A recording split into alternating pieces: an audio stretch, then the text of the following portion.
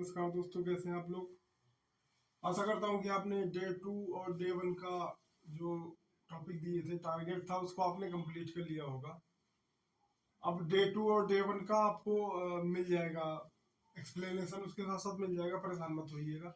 आप target complete करते रहिए। और हाँ, एक बात और है, ये लगभग 2 महीने का सिलेबस है।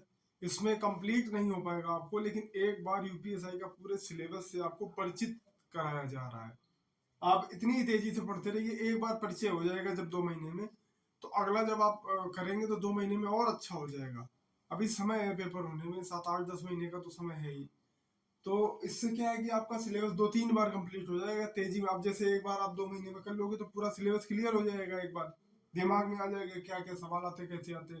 उसके बाद जब दोबारा हम टारगेट शुरू करेंगे तो और डीपली शुरू करेंगे, तब आपको थोड़ी ज्यादा मेहनत करनी पड़ेगी। तो चलिए, आज तीसरे नंबर जो डे 3 टारगेट है वो क्या है।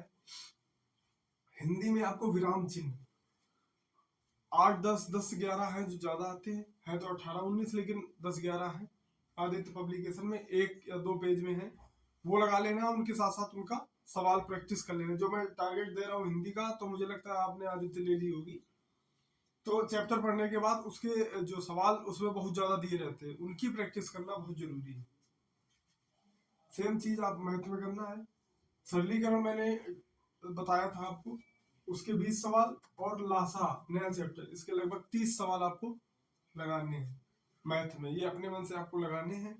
जैसे ही समय मिलेगा मैं आपको इनकी पीडीएफ ग्रुप में दे दूंगा। और हाँ, जितना भी टारगेट है ये जो दे रहा हूँ मैं, ये कोई बाउंडेशन नहीं कि आप कहाँ से पढ़ें। यूट्यूब पे बहुत अध्यापक है, केवल चैप्टर डालिएगा, 10, 20, 50 अध्यापक आ जाएंगे। आपको जिससे अच्छा लगे, समझ में आना चाहिए, आपको उनसे पढ़ना है। मेरा काम है केवल ये बताना कि आपको कैसे पढ़ना है और किन से पढ़ना है, ये आपको चूज करना है। यूट्यूब पे फ्री में ही है, सब अवेलेबल है, आराम से उनसे पढ़िएगा। केवल विराम चिन्ह डाल दीजिएगा, उसमें पूरे आ जाएंगे अध्यापक। तो जो आपको सही लगे, 1-2 वीडियो आप देख लीजिएगा, नोट्स बना लीजिएगा और प्रैक्टिस कर लीजिएगा, काम हो जाएगा। तीसरा है रिक्त स्थान, रीजनिंग में 50 सवाल। जैसे आ जाता है ए बी, गैप देके फिर ऐसे देके इनको करना है, इसका मैं ट्रिक बता दूंगा। लेकिन आपको तब तक इसका प्रैक्टिस करना है। किसी भी बुक से आपके पास जो भी हो, 50, 60, 100 सवाल इसको करना है, बहुत आराम से हो जाते हैं। इसमें यह तरीका होता है, इसके जितने भी अक्षर है पहले उनको गिन लो, खाली स्थान के साथ। जैसे 16 अक्षर का है कोई, खाली स्थान जोड़ के, तो उनको 4-4 में डिवाइड कर दो। 4-4 में डिवाइड कर दो। 15 है तो 5-5 में डिवाइड कर दो। ऐसे डिवाइड करके उनको देखोगे तो एक सीरीज बन जाएगी। ऐसे करना है आपको।